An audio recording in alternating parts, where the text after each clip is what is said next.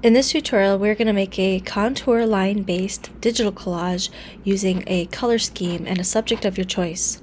Here's a contour line sample of a pug, for example, that I'm working on. So to start, I'm going to create a new file. We're going to go to the Art and Illustration tab and choose the poster template. I'm going to open Finder up over my Photoshop workspace, and I'm going to find the photo that I want to use for this project. So I'm looking for any animal or human subject that has good lighting, isn't blurry, isn't too far away. I'm going to use this cat. I'm finding my images from Unsplash. They have a good Creative Commons-based license that lets me rework images for commercial or non-commercial use without permission needed from the artist. To start, I'm adding a layer above my photo, calling it outlines. And I'm going to be working with the paintbrush for this first part. So when I go in here and I'm going to locate my paintbrush, I want to go up here to brush settings, and I'm going to open up the general brushes folder and choose the hard round brush. Around size 10 to 20, picking a line color that I want. And I'm going to start outlining the major shapes and components of my photo. I'm going to bring the opacity of that photo down a little bit so I can see my outlines. And I'm being very careful to make sure I'm only outlining on my outline layer.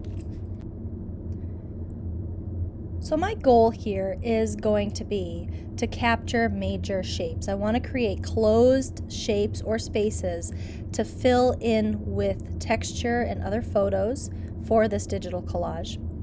So I'm going to speed things up here a little bit as I draw, and I'm largely following some of the lines or shapes that I see in the photo, but I am trying to chop up these shapes into smaller areas. And here I'm drawing off the shoulders so that I'm connecting the bottom of the cat to the bottom of the page, and I'm just taking lines to chop up the bottom of my animal. I'm also going to want to maybe zoom in and pay attention to some finer details. I wouldn't grab every small detail, so maybe a couple little details here or there, but largely the main idea is to get big shapes. Okay, so now we also need to divide the background around the cat, so I've added some division lines around my subject, and now it is time to start planning our color scheme. To find my color scheme, I'm going to go to adobecolorpicker.com. Under the color wheel section, under color harmony, there are a variety of good high contrast color schemes, including triadic, which I'm looking at here, and I can customize the triadic color scheme that I want. A good high contrast color scheme will have a variety of warm versus cool colors. I'm going to be choosing colors that are on opposite sides of the color wheel here. And then once I've found my color scheme, I'm going to go to Spotlight Search and type in Screenshot. And I'm going to choose the Capture Window option and then drag the box around my color palette. And then hit Capture to send a photo of that color palette to my desktop. I can then open Finder up over my workspace and drag and drop the color palette onto my Photoshop file, so I have that as a reference. To find reference images for our collage, we're going to go to unsplash.com and searching for terms that indicate colors in my color scheme, like yellow, magenta, teal. And I'm looking for textural images. So here I'm looking at fluid art or flower petals. I'm going to be using parts of these photos to fill in my digital collage. So really it's the color and the texture that I'm after. I'm going to continue to download a variety of photos that I could use. And then I'm going to open up my Photoshop file and bring in my images by opening up Finder and dragging and dropping each image one at a time into my workspace. So here's a sample of a finished collage to show you how we're going to be placing pieces of these images. Okay, so I'm not actually going to collage this cat right now. I just wanted to use this as a sample for how I'm gathering images and colors. What I'm going to show you is how I'm going to collage that dog that I showed you earlier, this one.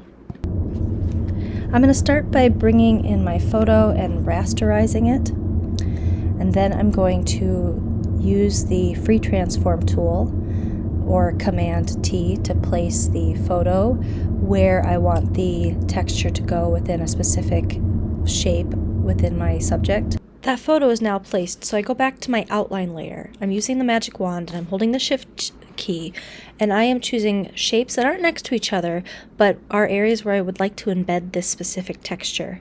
When I'm happy with my selections, I go up to the select menu at the top, and I'm going to choose inverse to choose the background around the shapes. And then I'm going to hit the delete key to remove those backgrounds.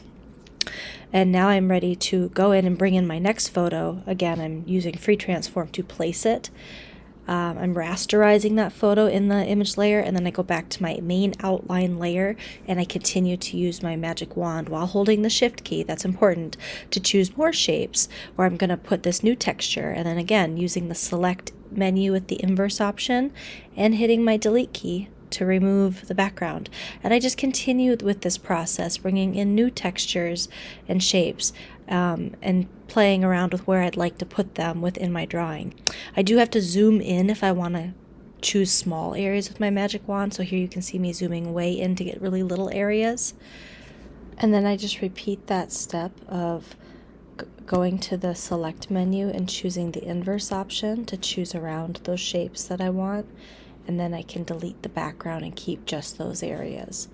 And once I have almost all my large shapes filled this way, all that is left is my smaller shapes.